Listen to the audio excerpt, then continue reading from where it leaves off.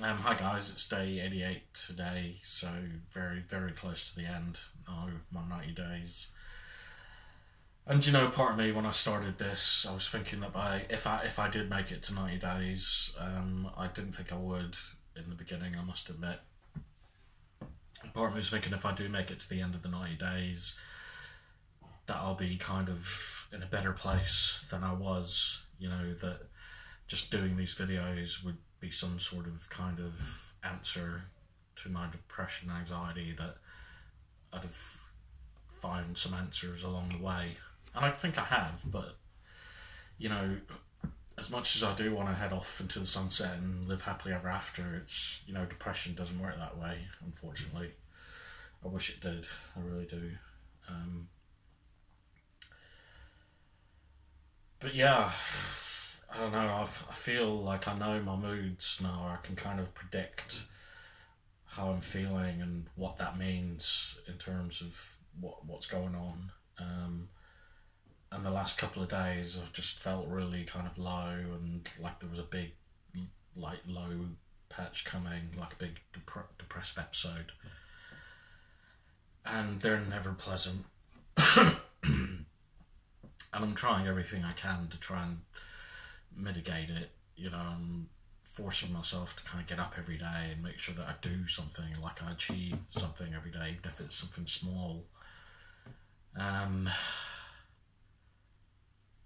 But yeah, sometimes it's just a case of accepting that it's coming and just seeing it through till it's finished, I suppose. I don't know. Friends pointed out as well that I've got a pretty heavy week this week coming up, so I've got an appointment with occupational health tomorrow just to talk about returning to work, and that's something that's been on my mind, you know, for weeks and weeks and weeks. It's like I don't want to be in this situation where I can't work, because, you know, my anxiety gets to such a level that, you know, even though I can get to work, I'm not functioning, you know, because I just close down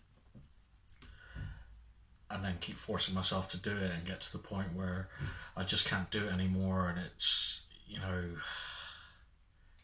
I don't want to carry on doing that. That's happened to me over and over and over for the last 2 or 3 years now, and I'm sick of it. I really am. I don't want to be trapped in this cycle of, you know, trying to force myself to go in and do my job, and, you know, suffering because I can't handle, you know, the commute, you know, a simple commute in and out of London.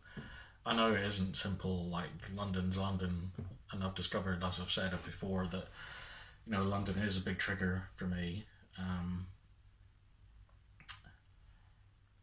But yeah, I'm sick of it. I'm sick of just feeling like I'm not doing enough, like I'm not functioning to the level that I want to be functioning at. I don't want to be that person that can't work, you know, that can't, you know, contribute to, like, my life and to society. But that's the way it's been for the last couple of years. I've just, you know, I've had to force myself to go into work, and it's ended up being to my detriment, and I've had a breakdown, and I've had to stop going to work, and it just seems to happen over and over and over again. I don't know how to change that. I'm trying to change that. I'm trying to change myself. I'm trying to change the way I act and the way that I kind of approach things. You know, I've tried it as everything I can, you know, and up until now nothing's helped. So I am a bit worried about occupational health tomorrow, because I want to be as honest as I can, but at the same time I want to be back at work. I want to kind of prove something to, you know, everyone and myself, that I'm not just a waste of space, you know. And some people, when they find out I haven't been at work because of depression and anxiety, they might think that I'm lazy or I just don't want to work. And that's just not the case at all. It really isn't. I really struggle with this situation. Like, I hate it. I hate not being able to work. which is how I've gotten into these situations a lot of the time. I've forced myself in to do things to kind of prove to myself that I can work and I can contribute, but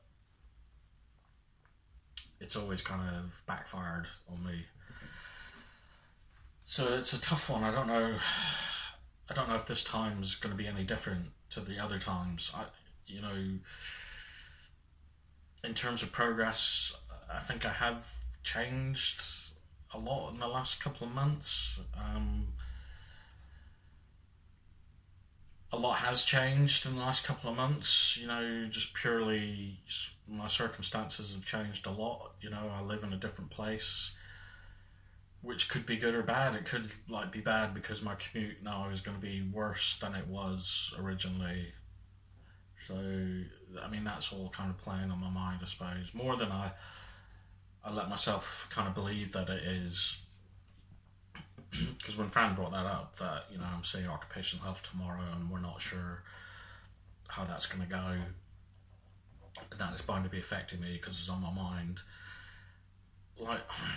On some kind of conscious level, I don't dwell on it, I don't think about it a lot, but how can I not be thinking about stuff like that? And I think that's one of my patterns.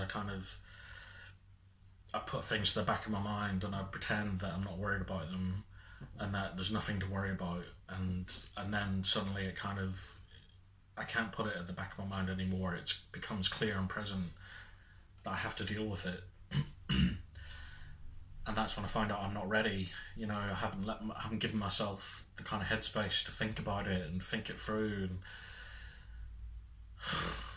I think that's what's happened here. I've got this appointment tomorrow. I'm not sure how it's going to go.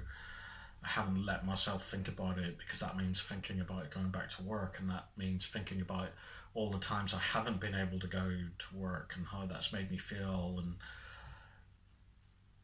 yeah, I suppose it's caused this cascade effect. And then on top of that, I've got a liver biopsy on Thursday. I think it's Thursday. And again, that's something that I haven't let myself really think about. I've just kind of put it to the back of my mind because it's not kind of today. I don't have to worry about these things until they happen. That's the way that's how I live my life. Things I'm worried about, I don't worry about them until I need to worry about them, and that's generally when they're about to happen. It's not a good coping mechanism. I wouldn't recommend it to people. So I haven't let myself really think about the liver biopsy and what it means and what it might mean. But again, how can I not be worried about something like that?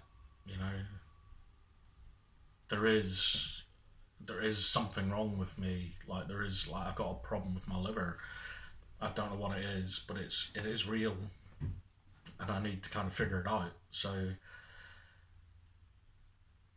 I don't know, maybe even though consciously I'm trying to not think about these things, maybe subconsciously, unconsciously, they're just there in the background going round and round and round and round and round, leading to these feelings of depression and anxiety about these situations that I haven't let myself consciously feel, but I feel them anyway.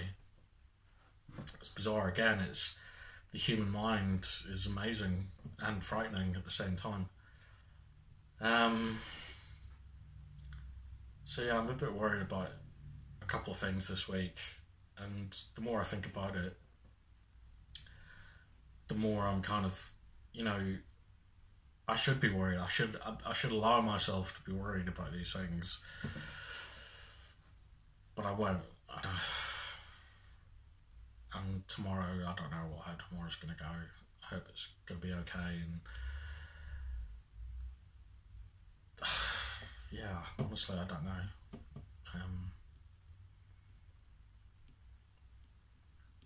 So I guess there is a lot going on in my mind at the moment. And I think maybe I've kind of turned inwards a bit too much as well recently. So, it's very good to kind of sometimes take a step back and reflect on what's going on around you and, really acknowledging your feelings and what's going on inside, but sometimes you can go too far, I think, and it just becomes all internalized, and that's when you start holding things back and trying to deal with everything on your own and trying to pretend that everything's okay, and deep down you know it probably isn't okay, but you don't want to kind of, I don't know,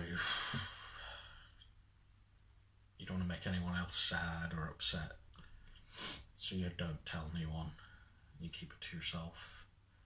I feel a bit of that's going on at the moment as well. So yeah, it's not, for my 88th day I wanted to be in a probably more stable position than I feel I am right now. But that's the way it goes.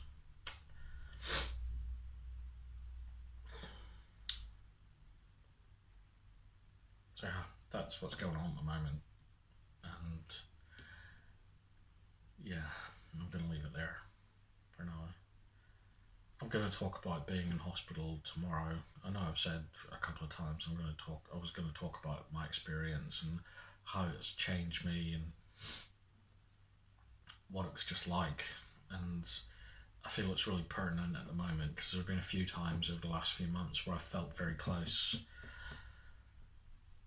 to being, you know, at that state of collapse almost, where I've had to go into hospital for my own safety and my own sake, and I feel like I've been there a few times over the last few months. And it's a horrible thing to recognise that feeling, like being able to recognise when you need to kind of be hospitalised. That's not something to strive for. So yeah, I'll probably talk about that tomorrow.